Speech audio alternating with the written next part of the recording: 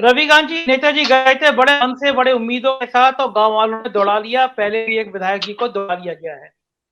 ये क्रांति क्यों हो रही है? क्यों गुस्से में हैं पश्चिमी उत्तर प्रदेश के लोग इतने? क्या लग रहा है आपको? देखिए, जिस क्षेत्र की हम लोग बात कर रहे हैं वो पश्चिमी उत्तर प्रदेश है, जो जाट बाहुल्य क्षेत्र है। और हम लोग जानते हैं कि जो जाट है वो लड़ाका कौम है। वो किसान है ज्यादातर। लेकिन पिछले एक साल के दृश्यों को आप याद कीजिए कि किस तरह से इन किसानों को अपमानित किया जा रहा था। उन्हें न जाने क्या क्या कहा जा रहा था, जिस अहंकार की भाषा बोली जा रही थी। योगी आदित्यनाथ की तरफ से जो ट्वीट जारी हुआ था कि लखनऊ में आओगे तो बत्तल तार देंगे, इस तरह की जो भाषा थी, किसानों को अपमान करने वाली, उनको एक तरह से प्रताड़ित करने वाली, उस वजह से किसानों में जो नाराजगी रही है। और साथ ही साथ हम लोग जानते हैं कि 700 से ज्यादा किसानों की शहादत हुई है उस किसान आंदोलन में। और 3 बिल वापसी के बाद ऐसा लग रहा था भारतीय जनता पार्टी को और हम सारे बहुत सारे लोगों को भी कि अब किसानों की नाराजगी दूर हो गई है। लेकिन सरकार ने जो वादा खिलाफी की है वो भी देख रहे हैं हम लोग। सुनने में आया है कि कल से 21 तारीख से राकेश टिकैत फिर से अनशन पर बैठने जा रहे हैं। तो चाहे टेनी का मसला रहा हो या और दूसरे मुआवजे का मामला हो या जो शहादत हुई है उन किसानों के और भी दूसरी सहूलियतें हों, उन सब पर सरकार कोई भी अभी बात नहीं कर रही है। तो एक तरफ तो वो अवहेलनाएं हैं और दूसरी तरफ भारतीय जनता पार्टी जिस अहंकार के साथ आ रही है और जो चुनाव प्रचार में जो बेशर्मी कर रही है, लोगों का गुस्सा इतना है कि वो उनको देखते ही एक तरह से आपा अपना खो रहे हैं। उनकी झूठी बातों से, उनके झूठे वादों से, उनकी प्रताड़नाओं से, उनके अहंकार भरे उन लफ्जों से। और यही कारण है कि लोग सीधे तौर पर मुखर हो रहे हैं। और इन नेताओं का अहंकार तो हम लोग जानते ही है कि वो विनम्रता तो खत्म हो गई है ना बीजेपी के नेताओं में। और जब आप विनम्र भी नहीं होंगे, लोगों के सवालों का जवाब भी नहीं देंगे, तो लोग क्या करेंगे आपके साथ? ये लोकतंत्र का तकाजा है कि आप सरकार में है, जिम्मेदारी आपकी है। लोग सवाल पूछेंगे, जवाब आपको देने होंगे। और जब लोग 5 साल की नाकामी पर सवाल पूछ रहे हैं, उस आंदोलन को जैसे खत्म करने की साजिश की गई उस पर अगर कोई सवाल खड़ा कर रहा है, अगर गन्ना किसानों का भुगतान नहीं हुआ है, बिजली बिल इस तरह से बढ़ाया गया है, अगर ये सवाल कोई करेगा तो जो नेताओं की अहंकार की भाषा होती है, लेकिन वो भूल जाते हैं कि ये लोकतंत्र है, ये जनतंत्र है। बदले में लोग भी बात करते हैं और लोग भी कभी कभी अपना आपा खो बैठते हैं। और ये तो ऐसा वक्त है जब आपको याचक की मुद्रा में पहुंचना है लोगों के पास। और उस समय भी कहीं अहंकार दिखता है तो लोग क्या करेंगे? दौड़ाएंगे ही। मुझे लगता है कि ये ठीक है, ये चीजें ठीक नहीं है लोकतंत्र के हिसाब से भी और लोगों के ओपिनियन के हिसाब से भी।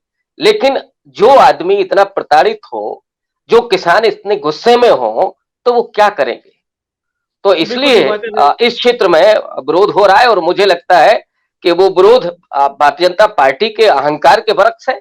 रविकांत जी, हम्म। जैसे सवाजी ने एक बड़ी इंपॉर्टेंट बात करी कि सिर्फ जाट ही नाराज नहीं है, सैनी समाज के लोगों ने भी आज विरोध किया। जो जो बीजेपी कहती थी कि भाई सिर्फ 50% जाट हमारे संग आ गए हैं, इससे ज्यादा ही है, कोई समस्या नहीं है।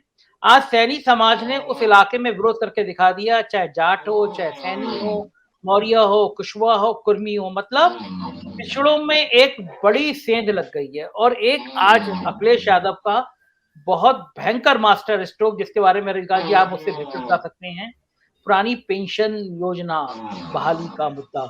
और मेरे ख्याल से कई करोड़ लोग इससे प्रभावित होंगे। आपने ट्वीट भी किया था रविकांत जी, मैंने आपका ट्वीट देखा था।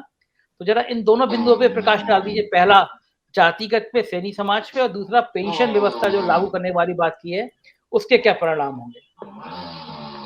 देखिए, ये जो सैनी और गुर्जर समाज का जो विरोध है, ये वास्तव में मेरे लिए भी आश्चर्यजनक था। क्योंकि मैं जो देख रहा था पश्चिमी उत्तर प्रदेश में, कुछ लोग इस तरह की बात कह भी रहे थे कि जो मुस्लिम जाट की गोलबंदी हुई है, इसके खिलाफ भारतीय जनता पार्टी सैनी और गुर्जर की जुगलबंदी कर रही है।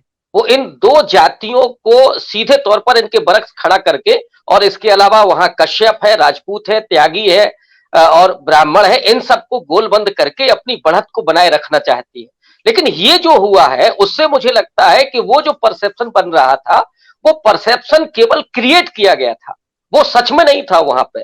तो इससे तो ये लग रहा है कि जो किसानों की नाराजगी थी, और इसके अलावा एक चीज और भी है जो पुष्पेंद्र जी ने कहा कि आप काले झंडे दिखाइए, ये लोकतांत्रिक अधिकार है बेशक, लेकिन जो लोग हैं जो आज विरोध कर रहे हैं, उन्होंने इस बात को भी देखा है कि ये जो सरकार है पिछले 7 साल से इसने कहीं भी विरोध प्रदर्शन नहीं करने दिया।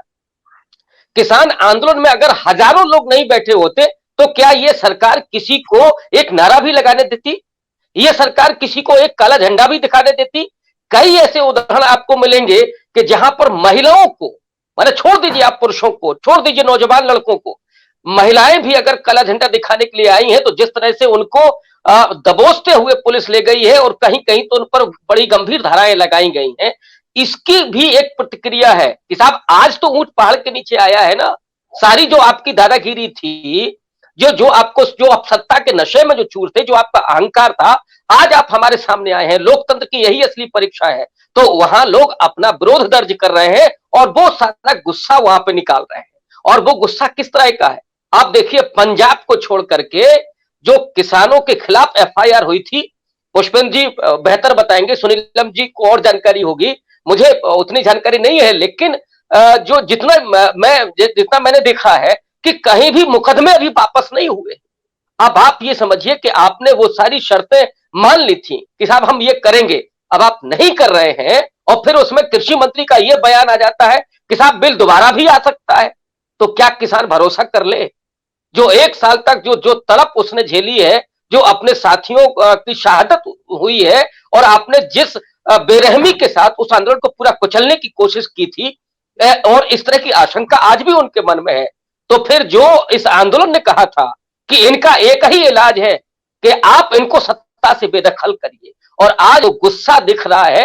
राकेश टिकैत जी अगर कल आंदोलन शुरू करते हैं या जो भी करते हैं, उसकी प्रतिक्रिया में आप देखिएगा पूरे उत्तर प्रदेश में एक लहर चलेगी। जो बीच में अचानक ये हुआ ना कि साहब अब देखिए सब कुछ ठीक ठाक हो रहा है, बीजेपी अभी भी एज मिला हुआ है, लेकिन सबाजी मैं आपको बहुत आश्वासन दिलाना चाहता हूं कि जो लोग साइलेंट हैं वो वास्तव में सरकार के खिलाफ है। जो वोकल हैं, वो जो बोल रहे हैं, उसमें जरूर ये है कि आपको दिखेगा कि ये बराबर की लड़ाई दिख रही है, लेकिन 10 से 20% लोग साइलेंट मुद्रा में है।